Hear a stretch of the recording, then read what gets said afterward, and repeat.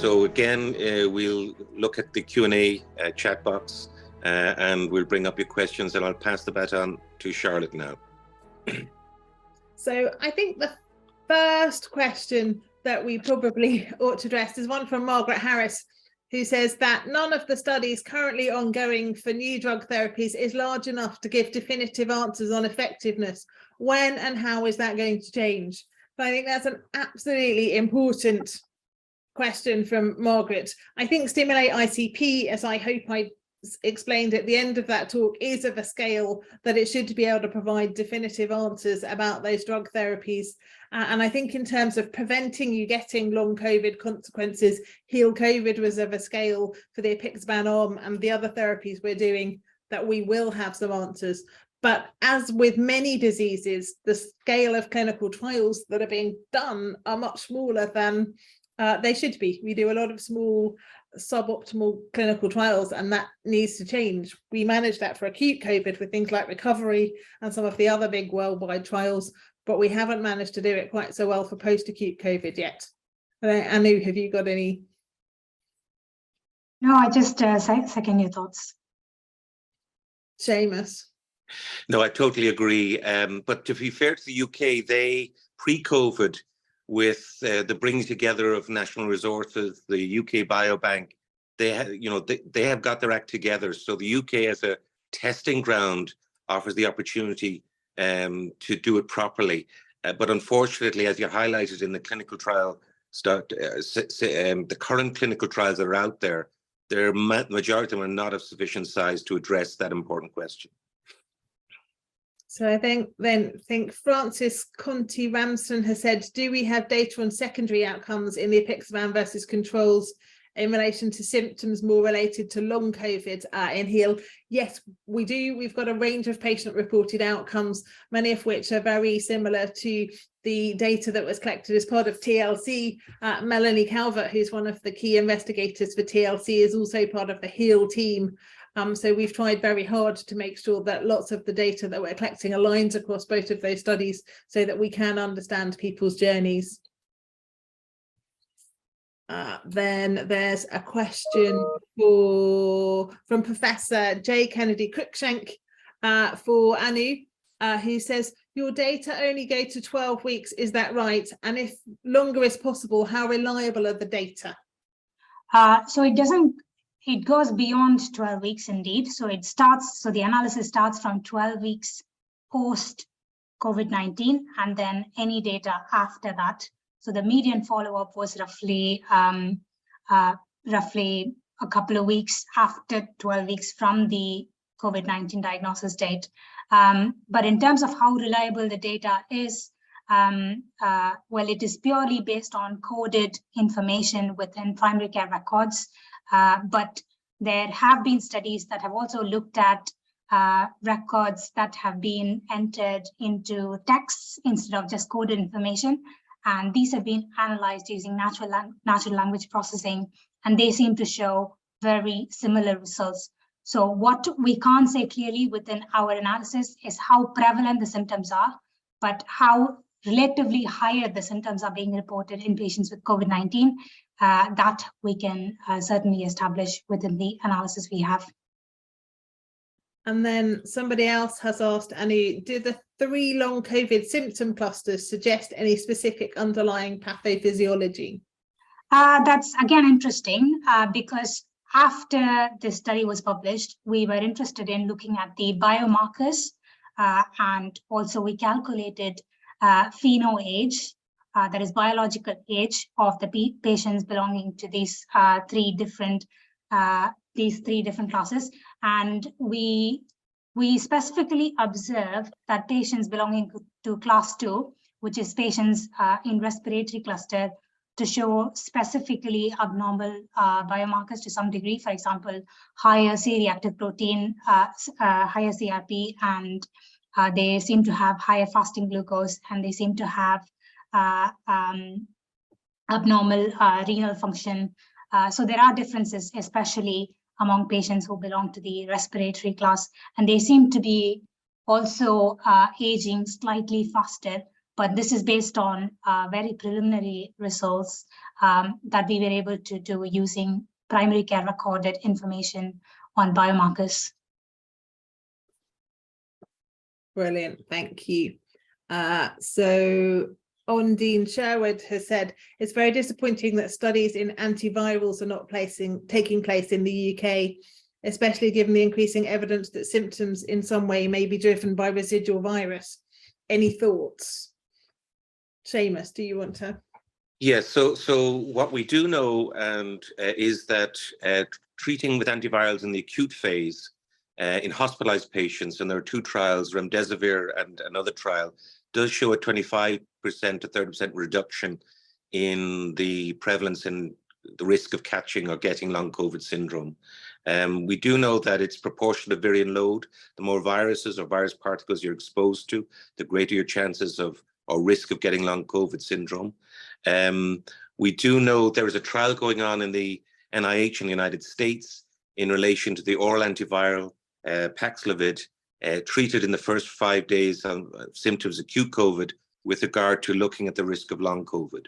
So we do know then there is several good quality research done to show that treating early with antivirals reduces the risk of long COVID.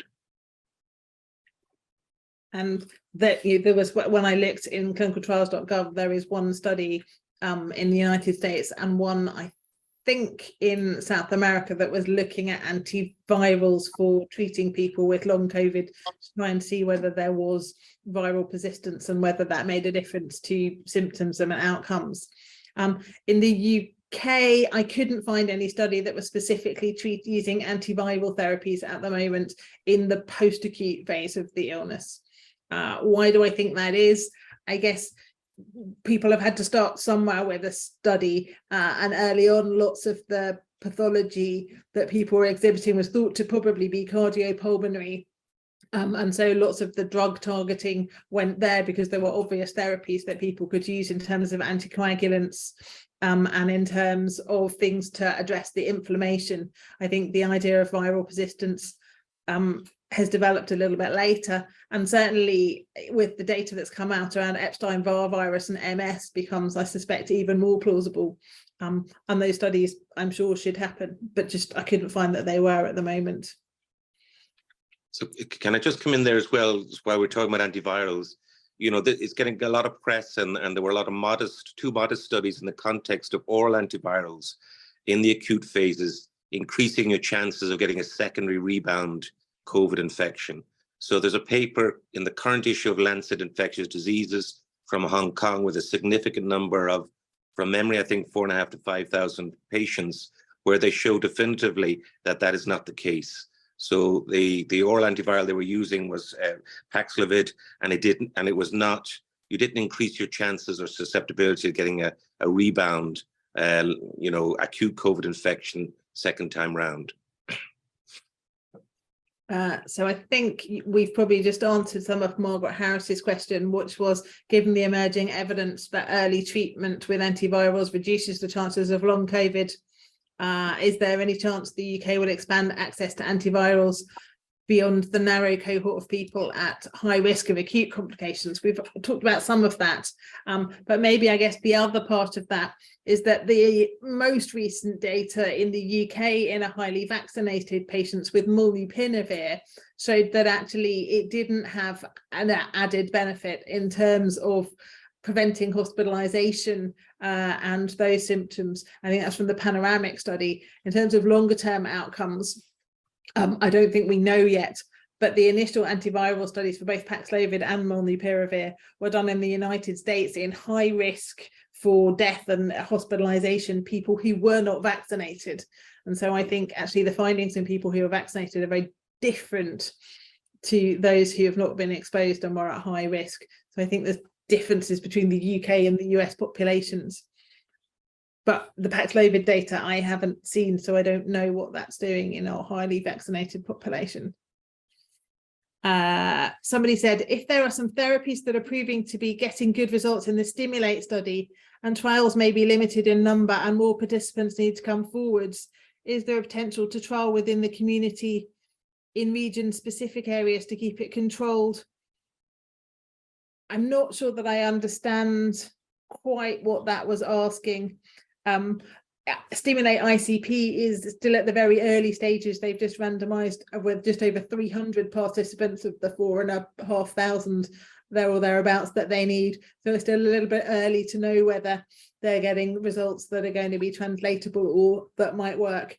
But I'm sure that they're keen to continue their work, and they're open currently at 6 centres, but have got a call out for more centres to join their trial. So hopefully that is what will be happening over time. Like lots of the other UK studies, a kind of national single study to try and get as many people in so we get answers as fast as possible is the approach that's been taken there. Then somebody has said, are immunosuppressive patients more prone to long COVID? Anu. So while we didn't quite assess patients on immunosuppressants, we did find that some of the patients who are more likely to be on immunosuppressants, for example, patients with multiple sclerosis and patients with rheumatoid arthritis, they were at a high risk of reporting persistent symptoms in the long term, which may indicate that, yes, patients who are immunosuppressive may be more likely to be at a higher risk of long COVID. Seamus, you look like you were going to say something. It's just in the context of rebound secondary COVID, that trial in Hong Kong suggested that community steroids in acute stages for mild disease was associated with an enhanced risk of getting a secondary COVID a few weeks later. Okay. Then Sydney Van Gelder has said, when can we expect some form of testing with relevant biomarkers for long COVID patients? It would help a great deal to counter those that have the tendency to label long COVID as psychosomatic. Anu, maybe you want to pick up on that.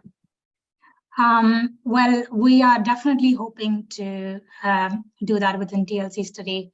I mean, TLC study is actually coming to an end very soon, but we are very eager to take this forward as much as possible. So perhaps to provide blood spots and get some biomarker estimates from patients with long COVID.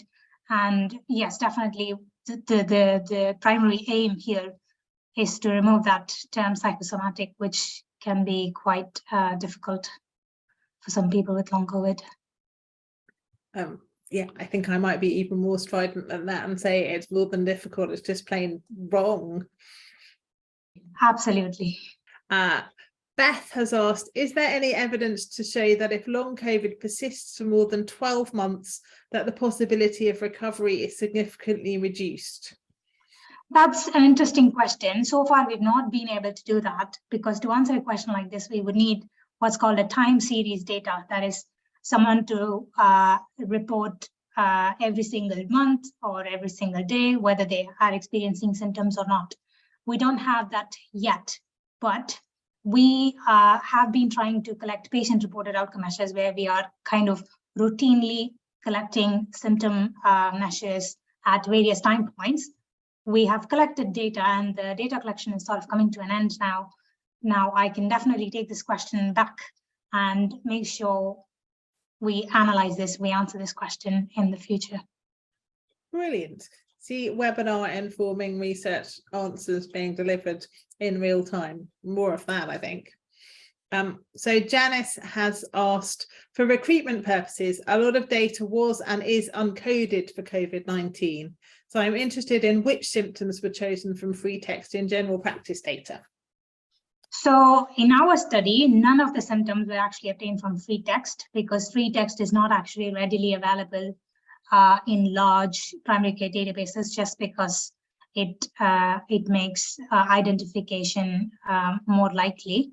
However, some datasets do provide text data, and it just, rather than saying that certain symptoms are specifically obtained from text data, text data can just be considered as a means to improve the capture. So in addition to coded data, text data can be used. However, coded data would be gold standard, I believe.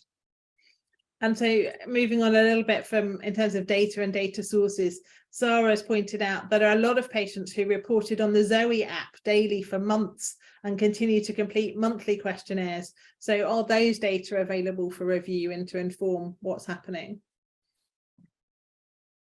I'm not entirely sure about that. However, we've been collecting data as well. Using the Apparito or Aptum5 app, I presume is fairly similar as well. We're trying to collect a comprehensive range of symptom data, quality of life measures, and EQ5D and things like that.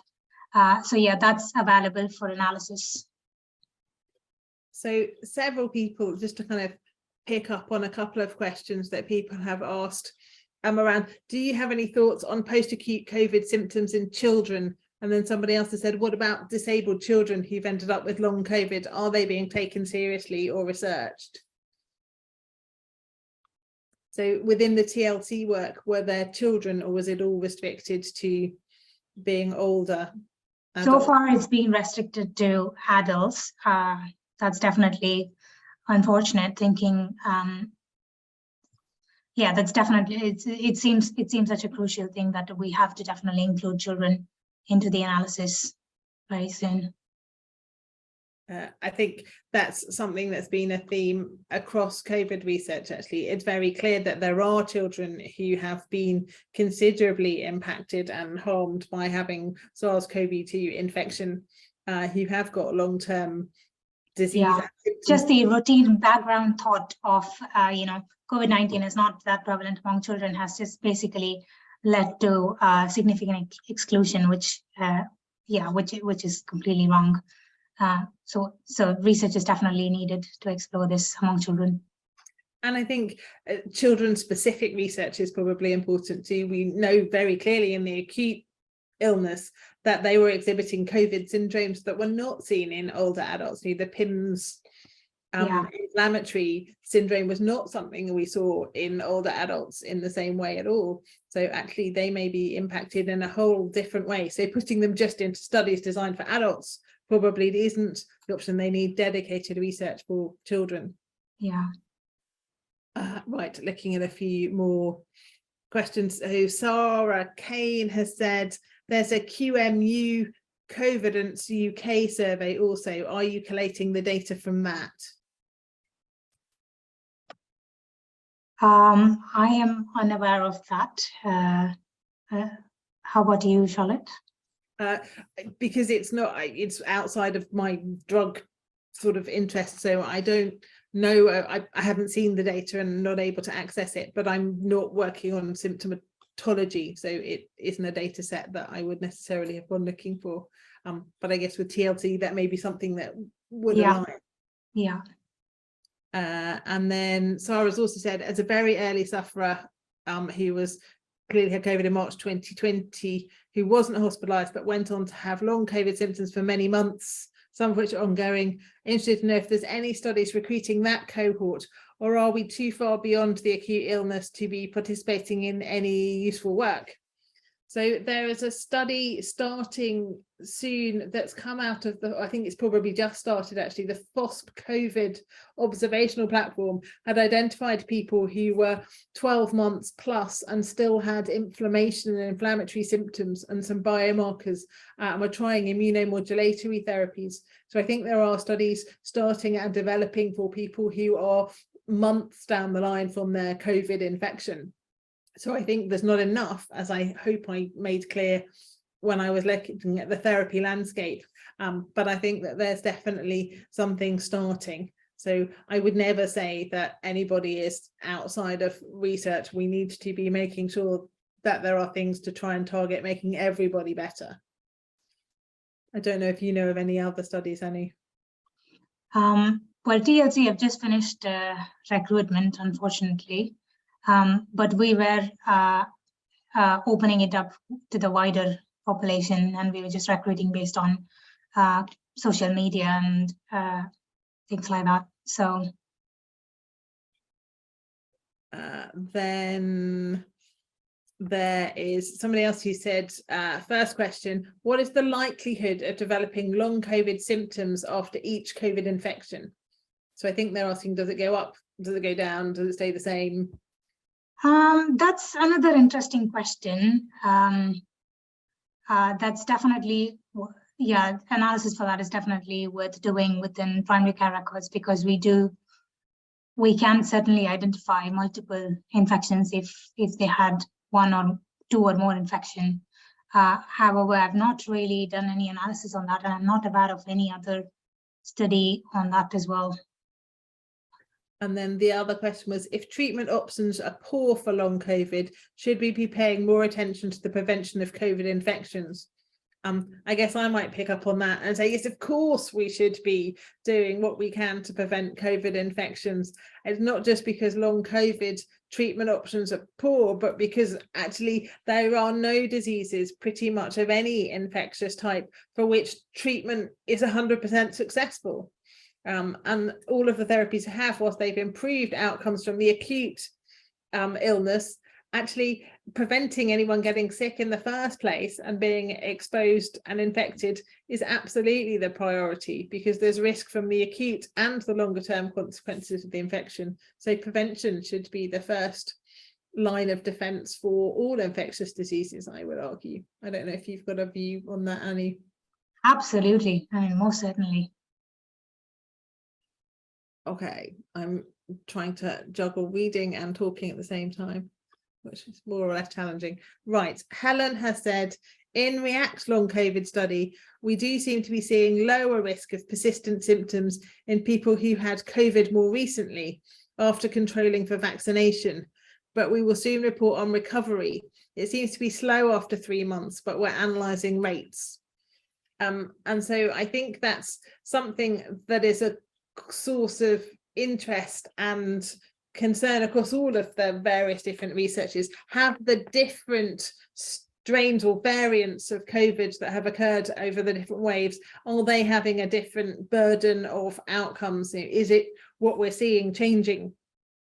In many ways, I'd hoped, looking at the hospitalized data for HEAL COVID as an example, when we had no vaccines and no acute treatments, actually 30% of people there or thereabouts got readmitted to hospital after their index admission. I hoped that that would have changed. We started HEAL COVID around about the time just before the Delta and Omicron waves, and unfortunately we're still seeing 30% of people get readmitted to hospital. So we haven't managed to change that. Mortality has come down in the acute phase significantly, but we haven't really changed the chances of you going back into hospital.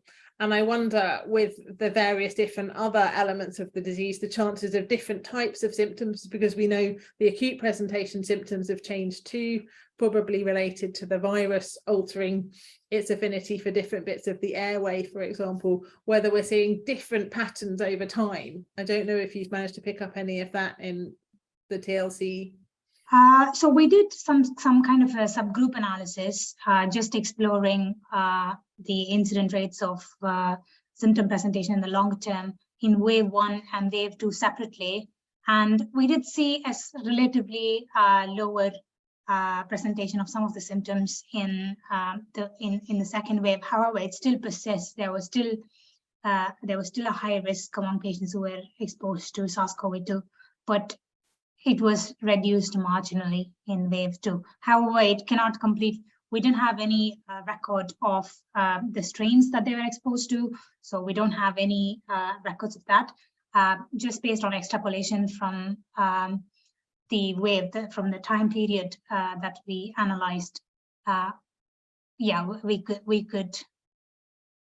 believe that in wave 2, the symptoms reported were slightly lower than wave 1. Brilliant. Alistair Ralsthorne has raised a very important point, I think, and said that if so many research trials are too underpowered to give significant results, is there an argument for funding fewer but larger trials? Is there a role for patient-led research in sharpening research priorities? So I think absolutely the approach particularly in the UK during the pandemic, has been to have national priority studies. Hence, they selected Stimulate ICP, for example, as being the national long COVID platform trial, to try and ensure that we had one big trial that would deliver some results in the same way that we did for the recovery trial for acute COVID and some of the vaccine studies, to try and overcome the problem where we have lots of small studies that aren't helpful. And then, is there a role for patient-led research in sharpening research priorities? I think patients are absolutely critical to research. And I know particularly with Stimulate ICP and with TLC that actually patients are core members of those research teams, as they are in Heal COVID, and have been involved in pretty much every stage of the study. Certainly I know more about TLC than Stimulate. And maybe Anu, you want to explain the role of participants? Yeah, absolutely. So in the development of symptom burden questionnaire for long COVID, it was patients who came up with a wide range of symptoms that they experienced. And even within the observational study, patient partners were involved in the design, in the review of the manuscript, in the dissemination. So I would say patient involvement from the start to the end of the TLC study was very strong, and it was in the core of the TLC study. Similarly for Heal COVID, actually patient participants and partners and wider public were involved from the moment we started thinking about the study. The actual endpoints for the study was changed as a result of advocacy by our patient partners. The regulators initially thought that mortality was the endpoint that was appropriate for a drug trial and that we shouldn't have anything else, whereas our patient partners and participants that we were speaking to were absolutely adamant that for them, going back into hospital, having been in hospital once, was as important, if not more so, than whether they survived or not. That the burden of hospitalization and the impact that had for them and their families and on their economics was absolutely important. And without that patient voice, we would not have been able to advocate successfully to deliver an endpoint that they thought was more important with the regulators. And similarly, in terms of pretty much everything else about the trial, from our sheets to the languages we deliver the trial in, to how we communicate the results, the thank you messages that we send in the apps, everything is co-designed with our patient partners. And I think that's been one of the better things about trying to do this sort of work. But I'm aware that patients have not been involved at all stages. I think one of the failures earlier in the pandemic in COVID research is that people argued it was too fast, there just wasn't enough time to have the patient voice. And I think that there's probably no excuse for that, and that actually we need to get better, and that patient priorities should be shaping what we're spending our research money on for COVID as much as anything else, actually.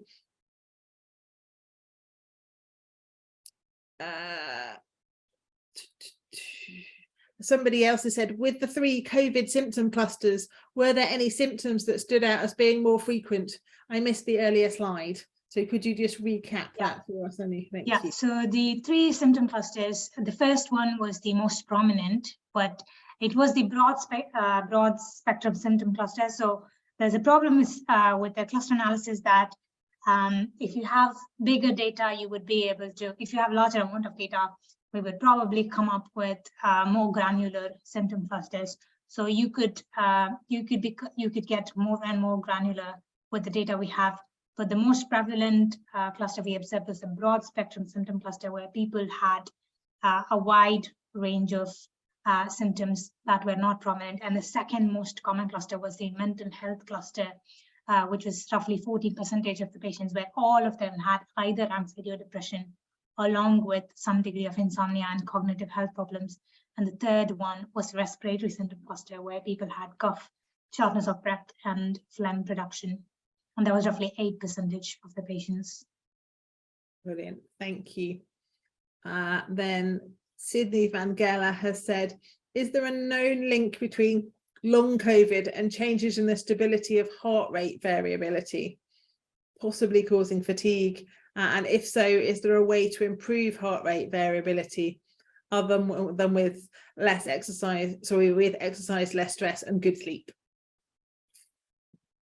That's an interesting question. So some of the symptoms were related to heart rate variability indeed. But I don't know if that is the mediating factor between SARS-CoV-2 infection and fatigue. So that's one way to think of it, definitely. So that's potentially something we could explore as well. But in terms of improvement, I'm not entirely sure. Do you have any comments? So there's definitely people who are reporting symptoms where they do have profound tachycardias, and that mildest bits of exercise are actually leading to them to have really quite marked tachycardia that they wouldn't have had before having been sick, that is persistent. So I think heart rate variability changes are definitely being noticed in people with long COVID. Do we know the ideal way to treat them? I think at the moment we don't. I know Sydney says just exercise, less stress and good sleep might treat them, but actually there's concern about exercise and long COVID, in that there is some concern that actually things like graded exercise may actually make symptoms worse and be harmful in some patients, at least, if not more, with long COVID symptoms. I don't know if you wanted to talk about exercise and symptomatology, if anything came out in TLC about that. There were discussions around it. So this was one of the comments from the patient partners, that when we were in the process of potentially thinking about BioWares to record their heart variability and measures like that. And when BioWares used to, suggest, oh, it's time to do something or something like that. I mean, that could potentially be a putting off factor. That could cause a little bit of anxiety, and so obviously it's not just about exercise. I believe. I think there should be something more than just exercise when it comes to treatment. I think there's concern rightly in the participant and public community, both from COVID and actually from the experience from chronic fatigue syndrome and ME, that actually exercise programs have made people get worse and potentially taken them backwards rather than improve things. So I don't think that it's as simple as, here you go, have an exercise program, it'll all be fine. And for large quantities of the pathology that's being existed, actually exercise would do nothing and potentially harm. So I think that actually a tailored, personalized approach for the different symptoms and conditions that an individual patient is developing is what's really important. The spectrum of disease and impact of the SARS-CoV-2 virus, I think we just are only starting to appreciate. I think there'll be lots more. Some people present with very neurological symptoms, with mononeuritis, with all sorts of very focused things. Other people present with persistent cough and develop fibrosis, and I don't think we really understand what it is that make those people different. And within that, what are the appropriate therapies for the people that are in front of us? I think we have so much more to learn about this new virus that we didn't really know about 3.5 years ago. Yeah, gladly we are now in the process of establishing that this condition is severely heterogeneous and that we need to target therapies for each phenotype separately, ideally. So Alistair has said, can I ask you both, what would be your research priorities now if unlimited resources were available? So Anu, do you want to go first? Well, imagination running wild here. I would be more interested in understanding biomarkers and pathophysiology, because I believe the development of medications should ideally be driven by understanding the pathophysiology and the targets. So understanding the disease condition, I think, is key. I think actually in this space, if I had an unlimited budget and could do anything, I think developing a learning health system where actually we learn about the mechanisms of disease whilst perturbing the system and trying drugs that we think are most likely to help, very much in the way that some of the cancer field has moved to. The risk is, if we do a lot of observational work and observational biology, during that period of time, people are still being harmed by being exposed to the virus and getting long symptoms. If we randomize, we learn. We may learn that this therapy doesn't work, but that's great. We can move on to something that does. So I think combining biological and mechanistic understanding with trying to find therapies that can transform outcomes, rather than doing that sequentially and doing that in a data-informed way, which is, of course, I've just spent multiple millions of pounds with that proposal, but I think that's what I would do now. So I think I've just been given the warning that actually it's 5 minutes to when we're supposed to close. So I need to say thank you very much to Anu and the TLC team for coming to talk to us today. Thank you to Seamus, who organised this webinar, who unfortunately has had a technical failure and dropped out.